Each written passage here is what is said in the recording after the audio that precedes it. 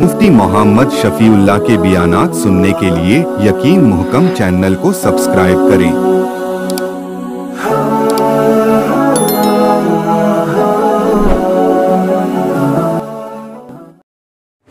अम्मा बादु फ़अऊज़ु बिल्लाहि मिनश शैतानिर रजीम। बिस्मिल्लाहिर रहमानिर रहीम। इहबितू मिस्रन फ़इन्न लकुम मा सअलतुम वज़ुरिबत अलैहिमुज़्ज़िल्लतु वल मस्कनह वबाऊ बिग़ज़बिन मिनल्लाह ज़ालिका बिअन्नहुम कानू यकफ़ुरून बिआयातिल्लाहि व यक़्तुलून अन्नबिय्यीन बिग़ैरिल हक़्क़ ज़ालिका बिमा असौ व कानू यअतदून। सदक़ल्लाहुल अज़ीम। अल्लाहुम्मा सल्लि अला मुहम्मदिन व अला आलि मुहम्मद कमा सल्लैता अला इब्राहीम व अला आलि इब्राहीम इन्नका हमीदुम मजीद। अल्लाहुम्मा बारिक अला मुहम्मदिन व अला आलि मुहम्मद कमा बारकता अला इब्राहीम व अला आलि इब्राहीम इन्नका हमीदुम मजीद।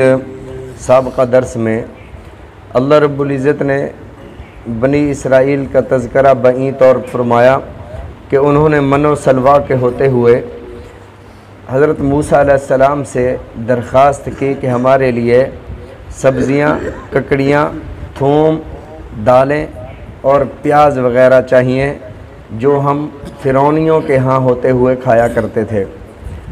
एक बार रसूलुल्लाह सल्लल्लाहु अलैहि वसल्लम के खाने में बतौर सलाद थूम भी लाया गया, लहसुन। रसूलुल्लाह सल्लल्लाहु अलैहि वसल्लम ने तनावुल ना फरमाया तो सहाबा ने भी ना खाया। तो सहाबा ने पूछा, या रसूलुल्लाह सल्लल्लाहु अलैहि वसल्लम क्या थूम हराम है? आपने नहीं खाया तो हमने भी नहीं खाया। तो रसूलुल्लाह सल्लल्लाहु अलैहि वसल्लम ने इरशाद फरमाया, कच्चा खाने से मुँह में बू पैदा हो जाती है और मैं फ़रिश्तों से गुफ्तगू करता हूँ और इस बू से फ़रिश्तों को तकलीफ़ होती है। फरमाया कि इसलिए मैंने नहीं खाया। हराम नहीं है, अलबत्ता इस वजह से मैंने नहीं खाया।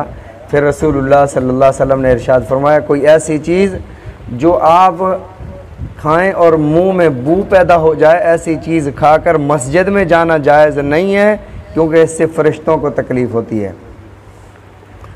एक दफ़ा हज़रत शाह अब्दुल अज़ीज़ रहमतुल्लाह अलैह के दौर में शाह वलीउल्लाह रहमतुल्लाह अलैह के बेटे हैं, बहुत बड़े मुफस्सिर कुरान गुज़रे।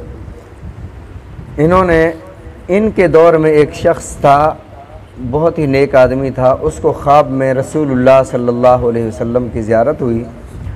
तो कहते हैं कि मैं रसूलुल्लाह सल्लल्लाहु अलैहि वसल्लम के सामने आपके चेहरे की तरफ से आता हूँ तो आप मुझे पीठ फरमा लेते हैं। बड़े परेशान हुए। सुबह को शाह अब्दुल अज़ीज़ रहमतुल्लाह अलैह की खिदमत में हाज़िर हुए। उन्होंने फरमाया कि मुझे लगता है कि तुम हुक्का पीते हो। उसने कहा, जी मैं हुक्का पीता हूँ। फरमाया कि उस हुक्के की वजह से नबी अलैहिस्सलातु वस्सलाम ने तुझे अपना सामना नहीं फरमाया, अपने सामने नहीं बिठाया। वाक़ियतन ज़ियारत तो तुझे रसूलुल्लाह सल्लल्लाहु अलैहि वसल्लम की हुई है, क्योंकि मेरे आका अलैहिस्सलातु वस्सलाम ने इरशाद फरमाया, जिसने मुझे ख्वाब में देखा उसने मुझे ही देखा, क्योंकि शैतान मेरी सूरत में मुतमस्सल नहीं हो सकता। तो बनी इसराइल ने नाशुक्री की। अल्लाह रब्बुल इज़्ज़त ने उन्हें इरशाद फरमाया कि जो आला चीज़ें तुम्हें अता की गई हैं उसको छोड़कर अदना चीज़ों को पसंद करते हो। अगर पसंद करते हो, इहबितू मिस्रन, यहाँ से उतर जाओ शहर में, फ़इन्न लकुम मा सअल्तुम, बेशक तुम्हारे लिए वही होगा जो तुम मांग रहे हो। आज की आयत मुबारका में अल्लाह रब्बुल इज़्ज़त ने उसका अंजाम इरशाद फरमाया, वज़ुरिबत अलैहिमुज़्ज़िल्लतु वल मस्कना। अल्लाह रब्बुल इज़्ज़त ने उन पर ज़िल्लत और मोहताजी मुसल्लत फरमा दी। यहूद पर अल्लाह ने मोहताजी और ज़िल्लत ऐसे मुसल्लत फरमाई, ये ज़लील होते रहे। और जब इस्लाम आया, रसूलुल्लाह सल्लल्लाहु अलैहि वसल्लम ने दावा नबूवत फरमाया, और जो मुसलमान नहीं हुए उन्हें जिज़िया देना पड़ा। फरमाया ये मुसलमानों के भी कदमों में आए। वबाऊ बिग़ज़बिन मिनल्लाह, फरमाया कि लौटे ये अल्लाह के गज़ब के साथ, अल्लाह की नाराज़गी के साथ। और जिस बंदे पर अल्लाह की नाराज़गी आ जाए वो ना दुनिया का रहता है ना दीन का रहता है। इरशाद फरमाया, अगर लोगों से तुम सवाल करो तो लोग नाराज़ होते हैं। लोगों से अगर कोई बार बार, भाई भी है बेशक, बार बार किसी भी चीज़ का सवाल करता रहे अन्नासु यग़ज़ुब हीना यसअल, जब आप लोगों से बार बार सवाल करो तो लोग नाराज़ हो जाते हैं। अल्लाहु यग़ज़ुबु इन तरकत सवालुहु, अल्लाह से अगर कोई सवाल करना छोड़ दे, अल्लाह से अगर कोई मांगना छोड़ दे तो अल्लाह नाराज़ हो जाते हैं। अल्लाह से मांगा करो। जिस तरह इबादत के लिए, नवाफिल के लिए हम वक्त निकालते हैं, ऐसे अल्लाह से मांगने के लिए वक्त निकालो। बैठकर अल्लाह से मांगा करो, अपना दीन मांगो, अपनी दुनिया मांगो, अल्लाह से नेमतें मांगो। अल्लाह को बंदों का मांगना पसंद है कि बंदे अल्लाह से मांगें और अल्लाह अता फरमाएँ। तो फरमाया कि वबाउ बिग़ज़बिम मिनल्लाह, ये अल्लाह के गज़ब को लेकर वापस लौटे। ज़ालिका बिअन्नहुम कानू यकफुरून बिआयातिल्लाह, ये इस वजह से हुआ इनके साथ कि इन्होंने अल्लाह की आयात का इनकार किया। यकफुरून बिआयातिल्लाह, एक तो होता है इनकार, मुँह से इनकार कर देना, एक है इनकार अमल के ज़रिए से करना। मसलन यूँ तो इनकार नहीं करता कि मैं नमाज नहीं पढ़ता, ज़बान से तो नहीं कहता, अलबत्ता वो अपने अमल से ये साबित करता है कि मैं ये आपकी बात नहीं मानता, तो ये भी इनकार करने वाला है। फरमाया कि जो बंदा अल्लाह के अहकामात का सराहत से इनकार कर दे वो ईमान से निकल जाता है, उसका निकाह भी टूट जाता है, उसका ईमान भी ख़त्म हो जाता है। तजदीद ईमान भी करे, तजदीद निकाह भी करे। क्या मतलब? अगर एक बंदा कहता है कि नमाज ना पढ़ना गुनाह है, छोड़ना जो है वो गुनाह है, अल्लाह मुझे तौफीक दे मैं नमाज पढ़ूँगा, गुनाह समझता है, फिर कोताही करता है, छोड़ देता है, ये काफिर नहीं हुआ। इनकार नहीं किया, ज़बान से कह रहा है कि गुनाह कर रहा हूँ, दिल में भी समझ रहा है। लेकिन एक ऐसा बंदा जो कहता है कि नमाज ही नहीं है, नमाज का इनकार कर देता है, इसका निकाह भी टूट जाता है, ये ईमान से भी चला जाता है। इसी तरह एक बंदा रोज़ा नहीं रखता और कोताही समझता है इस बात को कि मैं रोज़ा नहीं रखता, गुनाहगार हूँ, तो हो सकता है कि अल्लाह रब्बुल इज़्ज़त इसे तौफीक अता फरमा दें, बाद में रखे। लेकिन एक बंदा ऐसा है जो कहता है कि रोज़े वो रखे जिसके घर में गंदम ना हो, ये बंदा ईमान से भी गया, ये बंदा इस्लाम से भी गया और इसका निकाह भी टूट गया। ये दोबारा ईमान लाने के लिए कलमा भी पढ़े, तजदीद निकाह भी करे। फरमाया कि वयकफुरून बिआयातिल्लाह, ज़ालिका बिअन्नहुम कानू यकफुरून बिआयातिल्लाह, ये इस वजह से हुआ कानू यकफुरून कि उन्होंने अल्लाह की आयात का इनकार किया। वयक़्तुलून अन्नबिय्यीन बिग़ैरिल हक़, उन्होंने अम्बिया को बग़ैर हक़ के कत्ल किया। अच्छा, यहाँ पर एक सवाल है कि क्या हक़ के साथ कत्ल करना अम्बिया को जायज़ है कि बग़ैर हक़ के अल्लाह ने फरमाया कत्ल किया? हक़ के साथ कत्ल करना क्या होता है? हक़ के साथ कत्ल करने की 3 सूरतें हैं और हर बंदा नहीं कत्ल करेगा, रियासत उसे कत्ल की सज़ा देगी। पहली सूरत, इंसान मुर्तद हो जाए, अपने दीन से फिर जाए, 3 दिन उसे मोहलत दी जाएगी, 3 दिन के बाद उसे सूली चढ़ा दिया जाएगा, क्योंकि इसने अल्लाह के दीन को कबूल करने के बाद छोड़ दिया है और इसे अल्लाह की पाक फ़ज़ाओं में सांस लेने का हक़ नहीं है। ये इस्लाम का फ़ैसला, ये शरीयत का फ़ैसला। मुर्तद की सज़ा 3 दिन मोहलत देने के बाद अगर दोबारा वो इस्लाम नहीं कबूल करता तो उसकी सज़ा कत्ल है। और ये हर दौर में, हर मुल्क, हर रियासत का ये कानून रहा है कि बागी की सज़ा कत्ल है, बागी को कोई माफ़ नहीं करता, ये इस्लाम का बागी है। और दूसरा, जो किसी को कत्ल कर दे, जो किसी को नाहक कत्ल कर दे तो क़िसासन उसे कत्ल किया जाएगा। और तीसरा, शादीशुदा मर्द बदकारी करे, साबित हो जाए तो इसे भी संगसार किया जाएगा, कत्ल किया जाएगा। और अम्बिया कराम अलैहिमुस्सलात व तस्लीमात इन तीनों चीज़ों से महफूज हैं। बग़ैर हक़ का मतलब यह है कि कभी भी किसी नबी को हक़ के साथ नहीं कत्ल किया गया, शहीद किया गया। बग़ैर हक़ के हमेशा अम्बिया को बनी इसराइल कत्ल करते रहे। रसूलुल्लाह सल्लल्लाहु अलैहि वसल्लम ने इरशाद फरमाया, सबसे बड़ा बदनसीब वो है, सबसे बड़ा बेगैरत और बदनसीब शख्स वो है जिसने किसी नबी को कत्ल किया या जिसको किसी नबी ने कत्ल किया, इसकी भी माफ़ी नहीं है।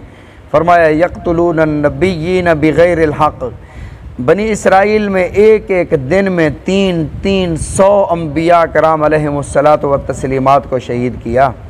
और इसमें हज़रत याहया अलैहिस्सलाम भी थे और इसमें हज़रत ज़करिया अलैहिस्सलाम भी थे। ऐसे अम्बिया को कत्ल किया, ये ख़ुद बादशाह बन जाते थे। ये हज़रत याहया अलैहिस्सलाम को जब शहीद किया गया तो वो बादशाह अपनी भांजी से शादी करना चाहता था और इस शरीयत में बांझी से निकाह जायज़ नहीं था। तो हज़रत याह्या अलैहिस्सलाम गए और फरमाया कि ये नाजायज़ और हराम काम कर रहा है। तो उसने इस बात पर हज़रत याह्या को कत्ल करवा दिया, शहीद करवा दिया कि मेरे कामों में तुम क्यों मुदाखलत कर रहे हो, तुम्हारा काम तो बस नमाज़ पढ़ाना है। हज़रत शुएब अलैहिस्सलाम को तकालीफ दी गई और उनका कसूर ये था कि कौम जो है नाप तोल में कमी करती थी। आप जाकर कहते यार ये नाप तोल में तुम्हारे लेने के बाट और हैं, देने के बाट और हैं, ऐसे ना करो। इस बात पर उन्होंने कहा या शुआइब अस्सलातु का तामुरु का, तुम्हारी नमाज़ें तुम्हें ये कहती हैं कि हमारे कामों में मुदाखलत करो, जाओ तुम सिर्फ नमाज़ पढ़ाओ। ये बातें अल्लाह ने कुरान मजीद में बनी इसराइल की बातें उम्मत मोहम्मद सल्लल्लाहु अलैहि वसल्लम को इसलिए इरशाद फरमाई कि जो तुम्हारे उलमा हैं उनको अपने कामों से, सियासत से अलग ना करो, ये तुम्हारी इस्लाह करने वाले हैं। इसीलिए तो अल्लामा इकबाल ने फरमाया था जुदा हो दीन सियासत से तो रह जाती है चंगेज़ी। दीन सियासत से अलग हो जाए तो चंगेज़ी और जुल्म सिर्फ रह जाता है। मैं कहता हूँ दीन अगर घर से निकल जाए तो जुल्म बाकी रह जाता है, दीन अगर इदारे से निकल जाए तो जुल्म बाकी रह जाता है। दीन जुदा हो सियासत से तो रह जाती है चंगेज़ी। तो उलमा को जब हमने कह दिया आप तो बस जी आप नमाज़ पढ़ाएं सिर्फ, बस आपका काम और नहीं है, आप सियासत में ना आएँ, आप इधर ये हमारे कामों में मुदाखलत ना करें, आप कारोबार तिजारत की बात ना करें, आप सिर्फ नमाज़ पढ़ाएं। फिर अल्लाह के अज़ाबात आना शुरू हुए जैसे बनी इसराइल पर आए थे। उन्होंने उलमा को, उन्होंने अंबिया को एक तरफ कर दिया, अपनी हुकूमतें बना लीं, अपने कवानीन वज़ा कर दिए और अल्लाह ने उन्हें आसमानी अजाब से दो चार फरमाया। यक़्तुलून अन्नबिय्यीन बिग़ैरिल हक़। एक दफ़ा मैंने किसी को कह दिया कि वोट उसे देना चाहिए जो तहज्जुद गुज़ार हो, जो नमाजी हो, जो परहेज़गार हो, जो अल्लाह के हुकूक़ का भी ख्याल रखता हो, जो बंदों के हुकूक़ का भी ख्याल रखता हो। ऐसे शख्स को अपना मुक़्तदा बनाना चाहिए, ऐसा शख्स हो। क्योंकि हज़रत उमर रज़ी अल्लाह तआला अन्हु के पास एक शख्स आया, वो कहता है कि हज़रत मैं अपनी बच्ची का निकाह फ़लाँ लड़के से करना चाहता हूँ, तो आपकी क्या राय है। आपने फरमाया वो नमाज़ पढ़ता है, फरमाया पूछ लो कि नमाज़ पढ़ता है तो रिश्ता कर दो, अगर वो नमाज नहीं पढ़ता तो ना कर दो, रिश्ता ना करो। इसलिए कि जो अल्लाह का गद्दार है वो तेरी बच्ची का कहाँ वफ़ादार हो सकता है। तो जो अल्लाह का गद्दार हो, नमाज ना पढ़ता हो, वो मस्जिद ना आता हो, तुम अपना मुक़्तदा उसे बना रहे हो वोट देकर, तो जो अल्लाह का गद्दार है वो तुम्हारे हुकूक कहाँ पूरे करेगा। तो जब मैंने ये कहा तो उसने कहा कि फिर तो मौलाना हजरात ही बच जाते हैं वोट देने के लिए, फिर तो मौलाना हजरात ही बच जाते हैं।